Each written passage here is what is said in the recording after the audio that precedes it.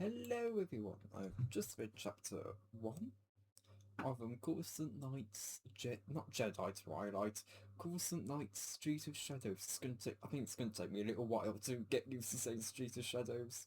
Because it's 3 weeks, was it? Was it 3 weeks? Yeah, 3 weeks of saying Jedi Twilight on these reviews. It's gonna take me a little bit to get Street of Shadows correct.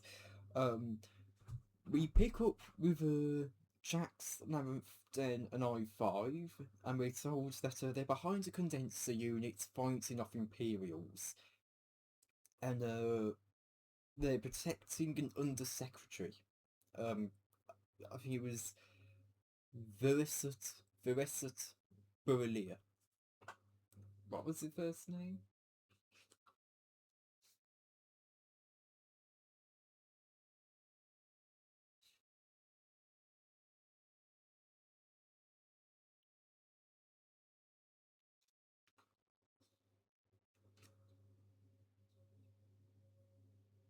Veresk. Veresk Burilia, sorry. Um, and they're pinned down. They're the stormtroopers are opening fire on the condenser units, which has Tabana in it. Which, if you don't know, the Tabana is what's used in blasters in Star Wars, the Tabana gas. And of course, that if it heats too much, it'll blow. And I-5 suggests that it's gonna have it's gonna blow at a 7.5. I don't really know what that's on about. I'm not an explosives expert, but I assume it's just generally referring to, how big the explosion will be. And it is pretty much indicated that not only will it take out the entire building they're in, it will also take out a significant portion of, the surrounding urban area. So Jax decides that they have to make a move now. And that's when we're told a little bit of what had happened, and we're told that like loads of other government officials, when the Empire rose, a lot of them became fugitives, and they could very much just hide out on Coruscant and live for thousands of lifetimes and be okay. Never run into an enemy.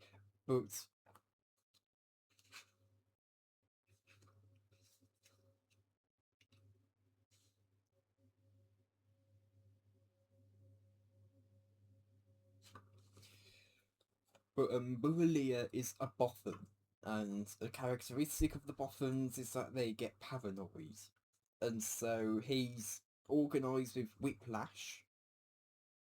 And it's made.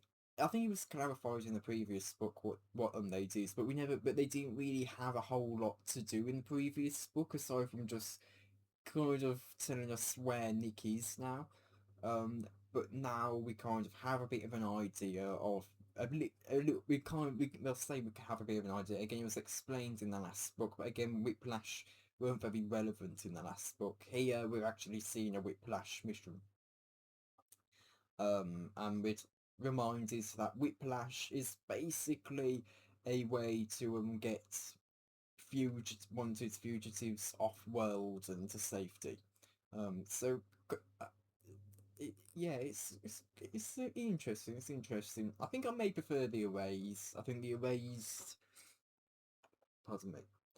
There's just a kind of mystique around them. I think the way Last of the Jedi went about them. I think I still, yeah. I just prefer the Erased. But then again, I think the Last of the Jedi books are some of my favourites. And of course, I got Keats really, which is a favourite of mine. Anyway, back to this book. So Jax Labyrinth. So Jax have been assigned to of course, rescue um Borrelia and help him escape Coruscant. And of course, he brought along Day and I-5 and Labyrinth. And they made the most of the journey without a problem until they got to here, which is it's a carbonite something.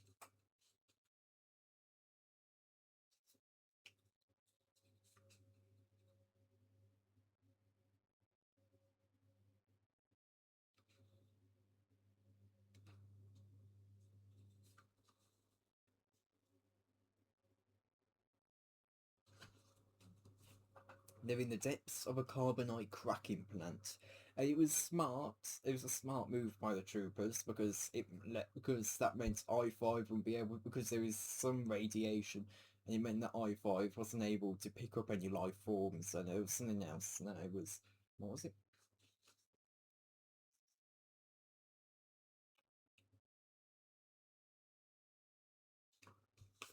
It will confuse his bio and energy sensors, it says. And they initially fought them off, and they took down about four of them, but Umbrella got in the way, and now they were hiding behind the condenser unit, and there's only so much time. And Jackson's given the order that Lamp will jump from the right, I-5 will jump from the left, and we'll stay with Borrelia. And then Borrelia says, "Oh, this is some escape. You call this an escape?" And then says, "Well, it depends on whether you want to get metaphysical." And then Jax knows there's no more time. They have to make their move now, otherwise, the place is going to get blown up. So he orders Labyrinth and I-5 to make their move, make the jump from around the condenser unit, and Jax leaps up above the condenser unit with a vibrosword. Um, so it's made from I believe it's the durasteel, with some weaved in cortosis, which of course it can withstand blaster fire, but that's about where the similarities with what was it? That's about as far as the similarities with the lightsaber go. Um, and very quickly, um, there's a bolt that's accidentally hits quite near on the lower half on the lower bit of the blade, and it completely shorts out the vibration on the sword. And Jax drops the sword and uses two hands to force push the troopers. And then there's another trooper, which he senses, which is lightning shot up on him, but Labyrinth doing another doing another cool move, uses a blaster to deflect the bolt. And then it gets really confusing. I wasn't sure. I thought he was talking about Jax, but it actually might have been talking about the trooper. But it's all from Jax's perspective. Um, Labyrinth steps into the edge of his peripheral vision, him being Jax, firing her blasters. The beam struck the blast meant for Jax. The air sizzles with multicolored ionized energies, flickering corpuscent danced along his arms and momentarily wreathed his brow. And the sound was like 1,000 fire wasp nests being broken open at once. Um, it sounds like it's talking about Jax, but it might actually be talking about the trooper, but I think it's talking about Jax. Um, otherwise, it would have definitely clarified if it was for Jax, if it was for the trooper. But anyway, Jax's vision is blinded a little bit by all the pyrotechnics, but I-5 can still see, and he shoots down the last ones, and he waits for a moment to see, and Jackson known for it a moment to see whether they sense any other dangers. And no, they don't. And I-5 being I-5 says, that was exhilarating. I-5 said, have I mentioned lately how much I enjoy the organic perilous, I'm going to get this so wrong, the perilicision for violence and carnage? No, that might be because I don't. Jack screams, okay. And then he says that they need to get moved now, get their clients off-world, etc. Of course, they can't risk another ambush. Um, and then he calls back to Zen and Borrelia and says that they can come out now. And Zen says that there might be a problem. And of course, Jax is filled with dread. He reaches out to the fort, and he's about to. And he wonders if there was a stray bolt that ricocheted off a reflective surface and hit Borrelia. And he reaches out to the forces, and then speaks again, and he says that Borrellia's fainted, and he peeks around the corner and says that he's had an accident. um, And I5 says that his olfactory senses would indicate that Borrelia has, um, if if it is a euphemism for, and then he gets cut off by Jack saying it is, and he says, let's get him cleaned up and get him, and then I continue, and get him off, well, to get him to the ship. Um,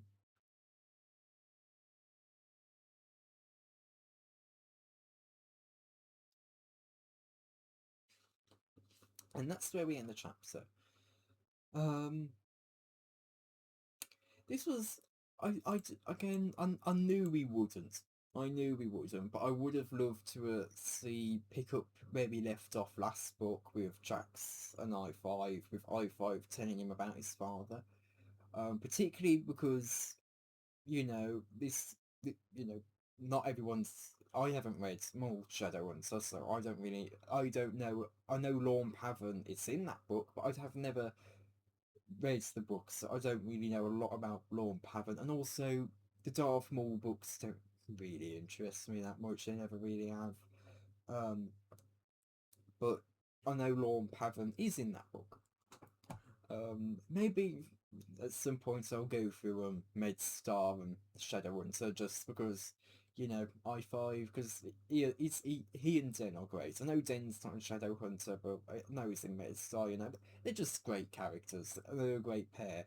But anyway, um,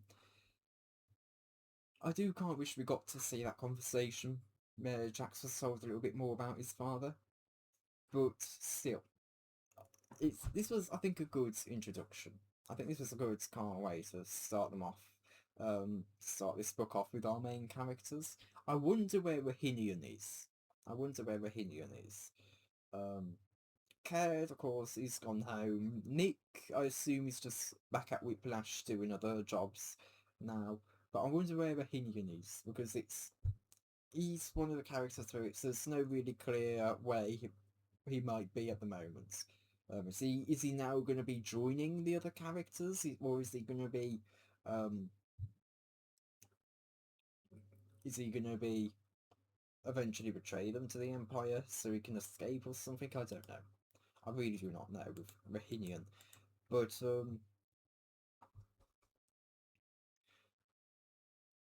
yeah, this was just a good introduction. I think that's the best way to put it. It was a good introduction. It was a good way to show us the Whiplash, because we didn't really see them at all last book doing a mission. There was no mission with Whiplash last book, and it kind of just felt like they were there to be there in the last book, I think. It just kind of felt that way. But we're getting to see them get a bit more involved here. And I think that's good. I think that's good. Um, there was a lot of very funny moments in this chapter. Of course, Dan and I5, they are the comedy gold, and you just can't beat them. You just can't beat them. Um, well, I think maybe Keats beats them for me. Keats, Ferris, Trevor, they're funny as well, but these two have great banter. Um, the way the chapter starts, now,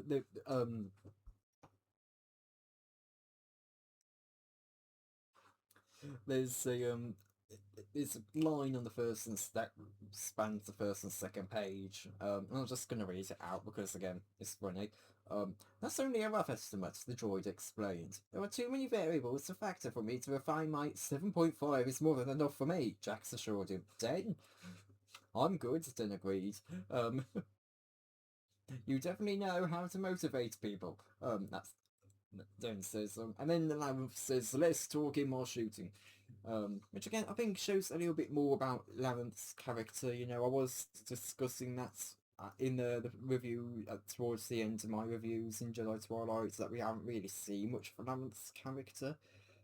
You got little bits and enough to kind of get an idea of who she is, but I wanted something a little bit more concrete. And this feels like and that one line, I feel like it's somewhat steps toward it. She's more focused on the situation at hand rather than making making jokes and remarks, etc. She's a very serious character. She's very serious.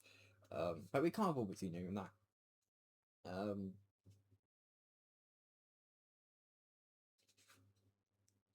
there was also that other line with I5 where it says, "Oh, this was accelerated." Also, there was some almost all the dialogue in this chapter is actually quite funny. Um, but there was also another one with the secretary and Den, and I'm just going to read this one out as well because it's just funny. You are hired to protect me, he squealed, this being the undersecretary. Um, his voice scraping unpleasantly along the Jedi's nerves, the Jedi being Jax. Your job was to help me escape from this overbuilt rock. Is this what you call escape? Well, Den observed, that depends on how metaphysical a definition of escape you want to go with. Um, yeah, there was a lot of great dialogue in this chapter, and again, it was a very good way to kind of bring us back into reintroduce the characters and bring us back to them.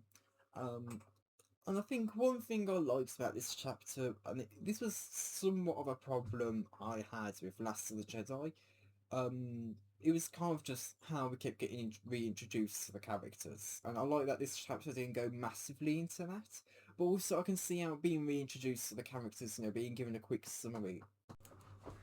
Sorry. I can also see how being reintroduced to the characters also can kind of help jog your memory and get back familiar with them, especially, considering that these books take time to be published, and you may not have reread the book just before it came out, just before it came out again. So yeah, I think now that all these books have finished, all the books in the Coruscant Nights are out, and I went straight from Twilight to Street of Shadows. It's just nice to be able to just go from one book to the next, not have to be reminded stuff from the previous book just because it's a new book, you know. It's nice to just continue the story pretty much almost where we left off. Um, but I still think it was a little bit of a problem I had with Last of the Jedi. I think maybe another reason with that was maybe just because of how short those books were. Now, don't get me wrong, I really do like Last of the Jedi, and I do like how long they are. They're my ideal length for a book. But yeah, now that I'm talking about it more now, it's not really that much of an issue for me.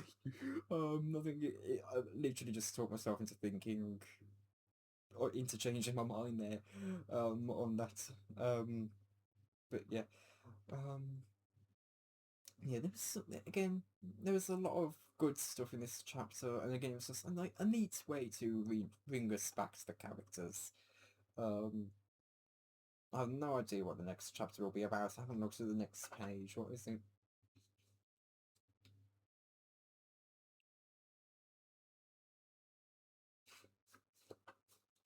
Okay, we just continue from where we left off. Okay. But yeah, it's going to be interesting. Again, it's just a good way to bring us back to the characters. I assume, they're going to get Burleigh back to where the Undersecretary Burleigh back to where, you know, get him off world, and then we'll kind of pick up again and get into like the main plot of the book. I haven't read the back of the book of Street of Shadows like I did with Jedi Twilight, so I'm going to be very interested to see what the plot of this book is because it doesn't seem to be very clear. It looks like that it's mainly going to be focusing with Typho, but I really have no idea where this book is going. No idea. Um, Especially with how last book ended, they pretty much wrapped up that book's plot in that book completely. So there's really not a whole lot else that they could do aside from it being like what then Jack saves people. Um, not that there's anything wrong with that, but with like a little bit more substance, and I think we're going to get that. Particularly since some typos getting involved, and we saw what was at the start of the book, how frustrated he was and wanted to how upset he was. Now he wants to find Anakin, etc. Um, yeah, I think that's about it. Um, yeah, I got nothing else. So thank you all for watching, and goodbye. Hello, I've just read chapter 2 of Coruscant Nights, Street of Shadows. I'm sorry if I sound a little bit drowsy for this review. I'm a little bit tired and I'm struggling to get through this chapter just because of being tired. So, they got Borrelia off planets without much more trouble, aside from trying to find some trousers, the pantaloons that didn't actually fit the bottom.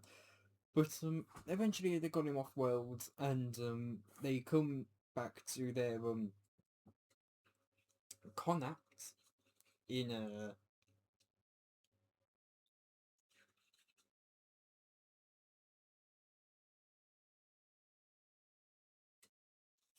the Southern Underground, which is several thousand kilometers away from from the Black Pit slums, and also the Yam sector, if I'm remembering correctly. And Dane considers it an upscale because there's no leaking roof or slug thrower blasts in the walls. Um, he reminded how Caird, who's confirmed now to have gotten back home. So yeah, um, he reminded how he gave them some of his fortune, and they can now afford some nicer things for a time. And then we reminded of him how the battle how the battle had cost how when Caird came across how the battle had cost Jax its lightsaber. Um,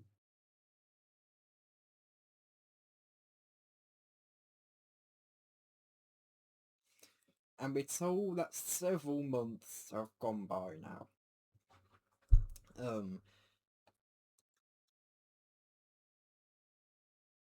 since the last book. And we're told that he hasn't really felt any threads in the Force that indicates that Vader is still trying to hunt him, and that he most likely thinks they're all dead. And Dane says that it's not like he really needs a lightsaber. There's no surer way to say that you're a Jedi than to flaunt it around. And he then adds, besides that you have the other gizmo that Nick Ross 2 gave you, and we're reminded on the lightwhip, and Jax argues that yes, he has it, but it's not very good for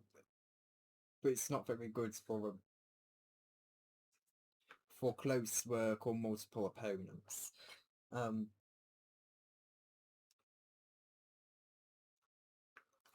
and Narath agrees with Den, saying that that the light getting a lightsaber will only tempt him into doing more overt demonstrations of the Force, and then they'll have Vader back on his radar again.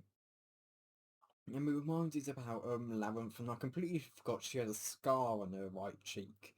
Um, I completely forgot that she had that. Um, and we also reminded how she never smiles, etc. She always looks pretty grim. Um,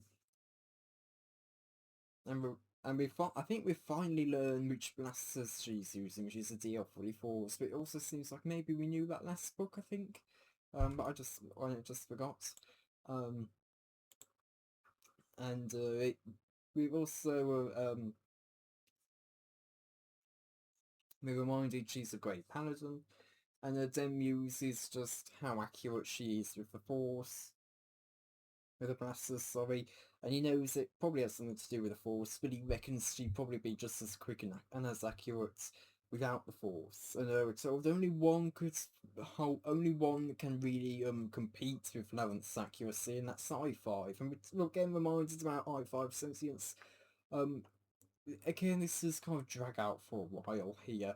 And I was talking about last chapter that, oh, it's great that we didn't have to go through these characters' backstories again, and then we're going through them again.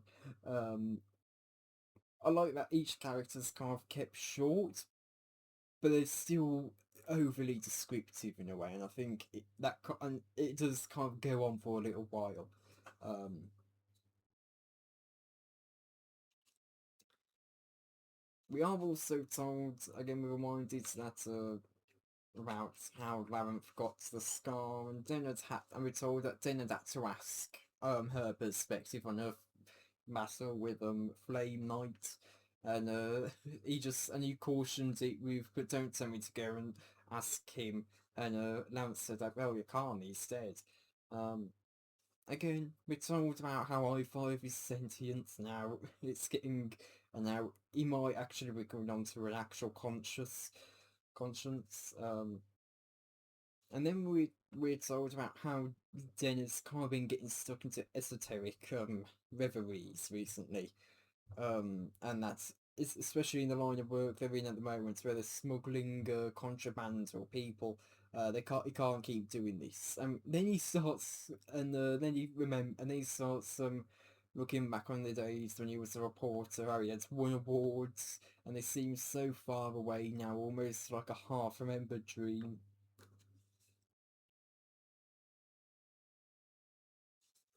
And then he gets cut out by Jax continuing what he was saying just before about his lightsaber. Um,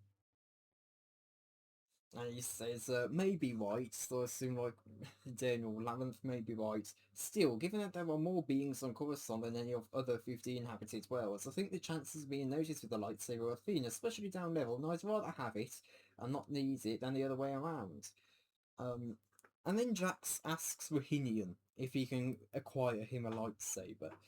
Um, and we're told a little bit about Rahinian again, how he'd been about how he was an alone, how he had been Vader's aide de camp, and and we also told that Den had read somewhere that alone are usually um not in their natural habitat, not in their native place. Uh, they can develop some psychoses and like paranoia, which is what Rahinian had, and he eventually became convinced that Vader were killing for something minuscule. As we know, as we know. Um, and we're told that since having escaped Liam Vader's shuttle and joining the others, he'd been an unwilling fugitive, as it says, and we're told that he wanted to return to Elon, his homeworld, but his bequeath of credits given to him by Caird just didn't. It wasn't an. It wasn't enough to convince the merchant to take one person up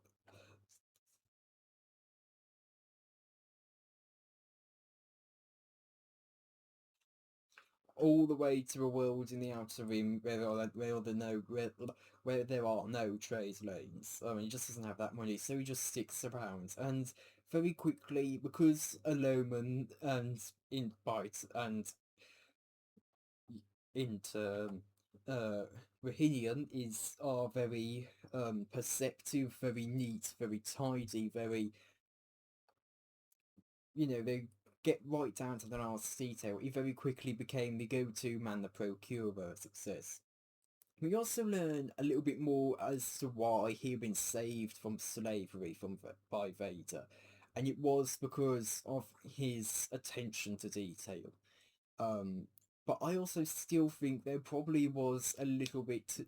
I still think there probably was a little bit to do with Vader not uh, with Vader's past with slavery. That's not it's never brought up in the book here, but I still think in these books so far, but I still think it probably has something to do with Vader's past as of being a slave. And I think that was part, and I still think that's part of the reason why Vader got Rahinian. And Rahinian says that no, all lightsabers are destroyed, and to me, having read Last of the Jedi, we all know, if you read Last of the Jedi or watched my chapter by chapter reviews of Underworld specifically, we know there was a bunch of lightsabers at the bottom of the Jedi Temple, just waiting for someone to come. Well, I'm fairly sure at this point, I'm fairly sure this second book takes place between Death on Naboo and a Tangled Web in the Last of the Jedi books. So Ferris has already been to the Jedi Temple, and they failed to get it. And the erased is pretty much been decimated at this point. Well, at least Dexter's set anyway, sect anyway. Um, Rahinian doesn't know of any other lightsabers. The only ones he does know is in a is in a trade with I mean sorry is with lots of wealthy families, and the only one he can be sure that is out, and the only one he's sure that is out. The only lightsaber he's sure still exists is with Vader, and he doesn't think he'll give that up willingly. Um, and then just goes, good call. And Jax continues saying, a crystal then, I'll build my own, it'll be more in tune with my... And Rahinian interrupts and going, Adegan crystals, as well as Coruscant, Ilum and others, are all under strict trade and commerce interdiction per the orders of Emperor Palpatine. And Jax says that he'll grow one, but he doesn't sound very confident in this. And then we're told that Zen didn't really know a whole lot about Jedi tradition, but being with Labyrinth and Jax, he learns a bit more about it, of course. And we're told that one of the reasons Jedi don't use synthetic crystals to distinguish themselves from the Sith, but we're also told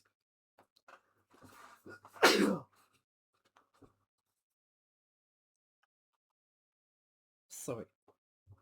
We're also told though that the more ostensible reasons, it says, is that synthetic crystals aren't as pure, and there is always a chance that weaponry with synthetic crystals fails mid-combat or fails mid-usage, and with a lightsaber where every moment is of course essential, that can be quite dangerous. And Jen sees the merit of the argument. And Rahinian says that it may be possible to grow a crystal, and he can, but it will take some time to get all the necessary equipment. Of course, it will take some time to get all the necessary equipment and materials. I assume.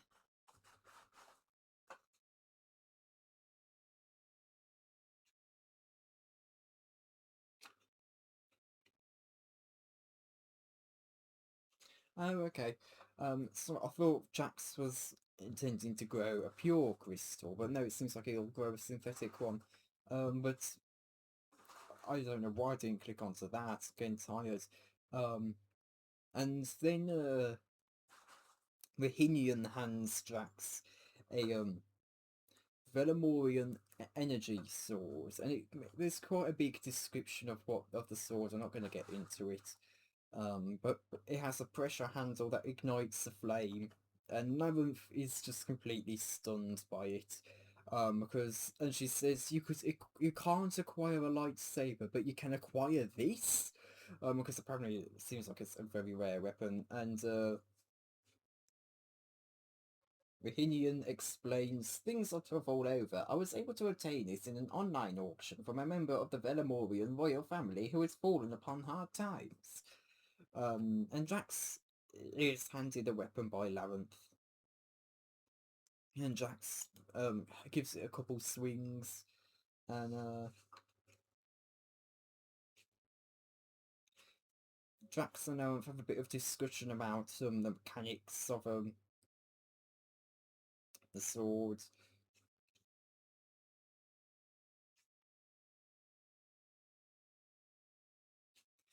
And we're told that it's not a... I'm just gonna have to read this last bit out, I can't keep going once.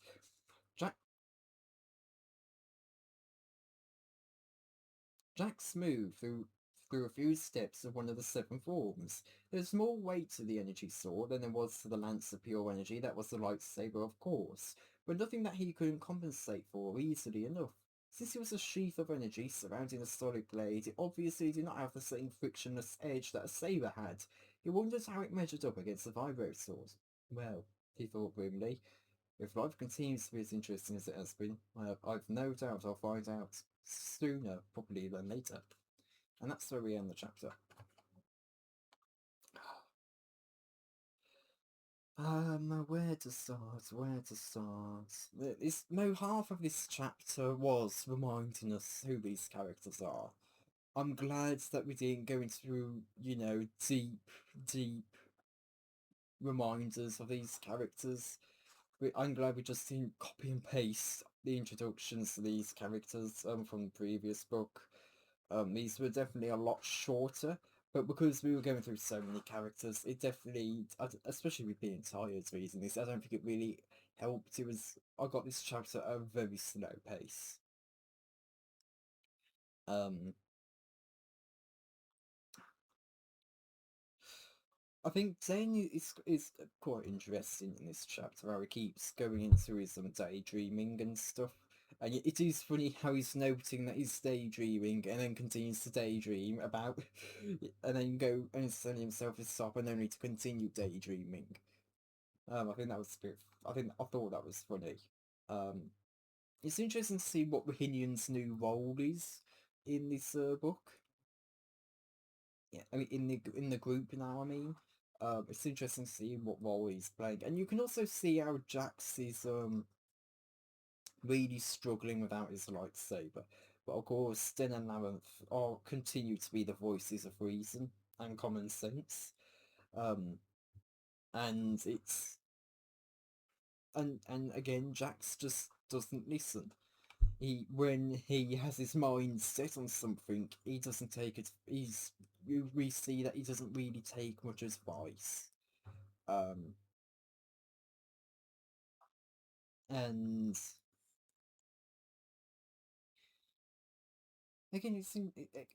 again, it just reaffirms something that we really saw in the last book that we didn't see frequently, but we did see appear quite frequently now and then. I think that's the best way to put it. Now and then, but frequently now and then. So not like frequently, but still more frequent than just a general now and then. Anyway, we. I'm not gonna. I was about to say it all over again. But it's nice to kind of say that, and you also understand why. It's explained in the movies that a lightsaber is part of a Jedi's life. Of course, Labyrinth doesn't have that connection because she's a great paladin, but for most Jedi, a lightsaber is a part of who they are. And you see how Jax is really struggling at the moment without it, and how there's not really any weapons that are standing up to it. Um,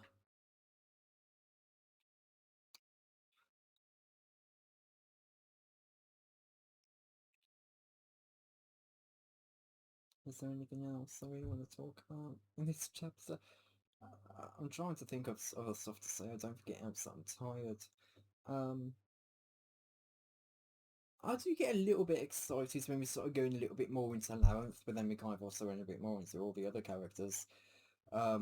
Just because again, Larenth, she just hasn't had a ton of to her character, and it's something where I do kind of wish we get a bit more to her character.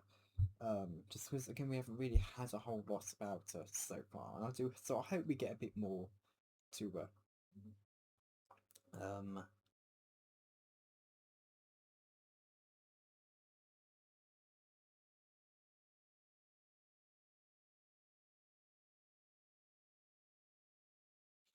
yeah, there's really not a whole lot else to talk about here. Aside from it'll be interesting to see how much the swords can endure.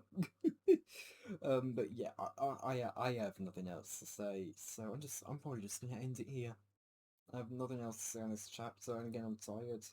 I can't just read this second chapter because I really wanted to read it, and I wanted to read 2 chapters today rather than just one. So, yeah. I'll probably I'm going to end the review here. So, thank you all for watching, and goodbye.